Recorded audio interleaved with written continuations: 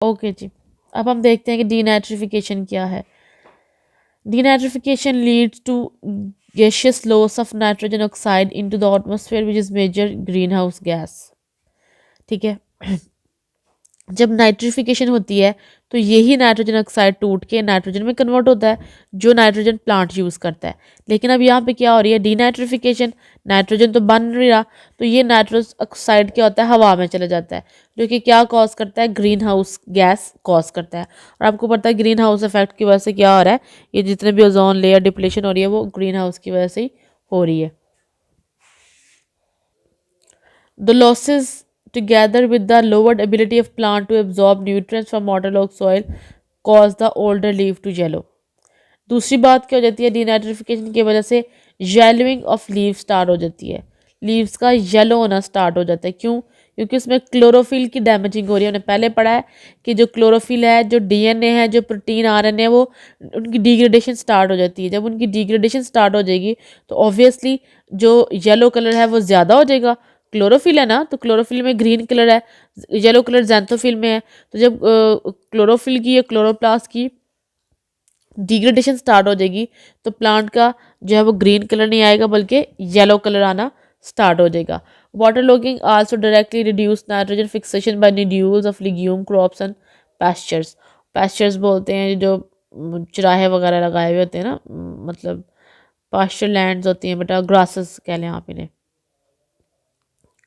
तो water law की जब कंडीशन होती है तो नाइट्रोजन फिक्सेशन, डीनाइट्रिफिकेशन हो रही है ऑब्वियसली, तो फिर नाइट्रोजन फिक्सेशन क्या होगी, रिड्यूस हो जाएगी, या बिल्कुल टोटली ख़त्म हो जाएगी। Waterlogging cause ethylene production and lowering the redox potential because of limited supply of oxygen. Anaerobic bacteria liberate toxic amount of ferric ion and manganese ion and sulfide ion. वाटरलॉगिंग की वजह से क्या प्रोड्यूस होगी, ethylene की production होगी। Second बात, lowering of redox potential हो जाएगा।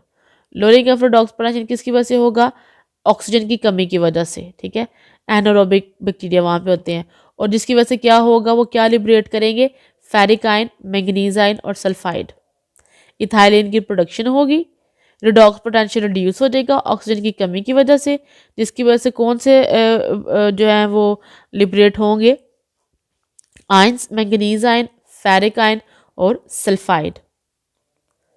Ethylene production causes program cell death apoptosis. ठीक है, एपोप्टोसिस का वर्ड आपने सुना हुआ है ना, जो प्रोग्राम सेल डेथ होती है, तो इथाइलिन क्या करती है, उस प्रोग्राम सेल डेथ को इन्हांस करती है।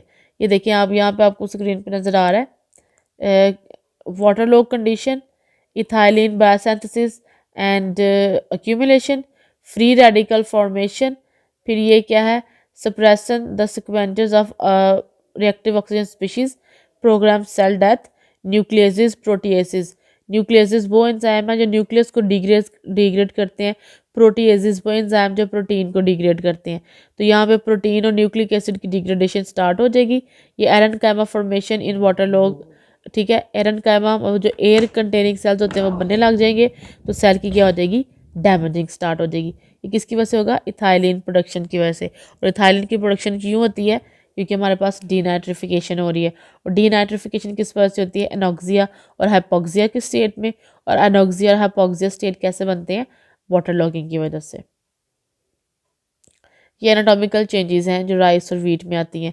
एनाटॉमिकल चेंजेस का मतलब क्या है कि उसके कॉर्टेक्स में या उसके स्टील के अंदर चेंजेस आती हैं।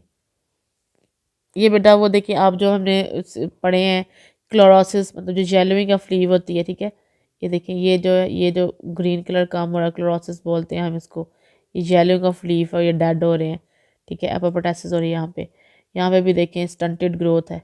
ठीक है, ये स्टंटेड ग्रोथ है, ये जो है येलोइंग ऑफ लीव है, ये क्लोरोसिस है, ये एपिनास्टी है। एपिनास्टी इज़ द कंडीशन, जिस कंडीशन में जो स्टेम है ना, जो स्टेम है वो बहुत लॉन्ग ग्रो कर जाती है। ठीक है, ये रूट्स हैं, तो ये स्टेम बहुत ग्रो कर गई, जिसकी वजह से अल्टीमेटली क्या कर देती है, फॉल कर जाती है। तो इसमें जो है वो एपिनास्टी है, क्लोरोसिस है, येलोइंग और सेल डेथ है, और स्टंटेड ग्रोथ है। ये सारे के सारे मॉर्फोलॉजिकल और फिजियोलॉजिकल चेंजेस हैं जो कि वाटर लॉगिंग कंडीशंस में आते हैं। Plant grown under water log condition undergoes various morphological and physiological changes such as epinasty, leaf abscission. Abscission का मतलब होता है टूट जाना लीफ का। इस तरह ये ऑब्सीजन हो रहा है यहाँ पे। Chlorosis decrease stem and root growth and yield. Higher crops affected by waterlogging. Maize is also susceptible to waterlogging, which causes loss of yield in tropical and subtropical regions. 15% of all maize growing areas of Southeast Asia face waterlogging problem, which may lead to yield loss of range about 25 to 30% annually. कि जो मेज़ है वो susceptible है, मतलब उसको बहुत जल्दी जो है ना वाटर लॉगिंग से नुकसान होता है। 25 to 30% जो यील्ड होती है मेज़ की, वो वाटर लॉगिंग की वजह से ख़राब हो जाती है। Crop affected by waterlogging. In the case of barley, waterlogging causes chlorophyll, protein, and degradation of RNA, and also reduce the concentration of nutrients like nitrogen, phosphorus, and metal ions. After the onset of flood leaf chlorosis, root and shoot growth, मतलब कि मेज़ में भी यही और barley में भी इस तरह से होता है कि बारले में भी क्लोरोफिल की डैमेजिंग स्टार्ट हो जाती है, आरएनए की डैमेजेस, प्रोटीन की डैमेजिंग। उसके बाद फिर जो प्रॉपर न्यूट्रिएंट्स हैं वो प्लांट को नहीं मिलते, ठीक है। उसके बाद फिर क्लोरोसिस हो जाती है, उसके अंदर ऑक्यूमुलेशन हो जाती है उसकी ड्राई मैटर की, और यील्ड हमारे पास बहुत कम आती है। इसमें भी 20 to 25% जो है ना वो हमें लॉस होता है इसके अंदर भी। Damage of soybean. सोयाबीन भी क्या है, डैमेजिंग है। पहले हमने बात की है मेज़ की, फिर हमने बारले की, अब हम सोयाबीन की बात कर रहे हैं कि सोयाबीन के अंदर भी क्या होता है, वाटर लॉगिंग की वजह से डैमेज आता है, क्लोरोसिस हो जाता है, नेक्रोसिस हो जाता है, स्टंटिंग हो जाती है, मतलब छोटे प्लांट्स रह जाते हैं, डीफोलिएशन हो जाती है। डीफोलिएशन का मतलब है कि लीव्स नहीं बनते ज़्यादा, नाइट्रोजन फिक्सेशन नहीं होती और अल्टीमेटली प्लांट की डेथ हो जाती है, यील्ड बहुत कम आती है। Only 2 days of flooding can cause 18% of yield. मतलब जिस तरह राइस है ना, राइस विद स्टैंड कर सकता है, राइस बहुत ज़्यादा पानी को या फ्लडिंग को बहुत देर तक विद स्टैंड कर सकता है। लेकिन जो सोयाबीन की क्रॉप है, अगर 2 दिन ही उसको फ्लडिंग फेस करना पड़ जाए तो 18% का क्या आ जाता है, लॉस हो जाता है। और अगर इससे भी ज़्यादा आ जाए तो फिर उसमें 26% तक हमें फ्लडिंग से लॉस आ जाता है रिप्रोडक्टिव स्टेज के ऊपर। Flooding regularly effect soybean growth and grain yield around the world, you specially USA. हम भी यहाँ पे सोयाबीन के ऊपर रिसर्च भी करें या कुछ भी करें तो हम मोस्टली बाहर से यूएसए से सोयाबीन की सीड को इंपोर्ट करते हैं।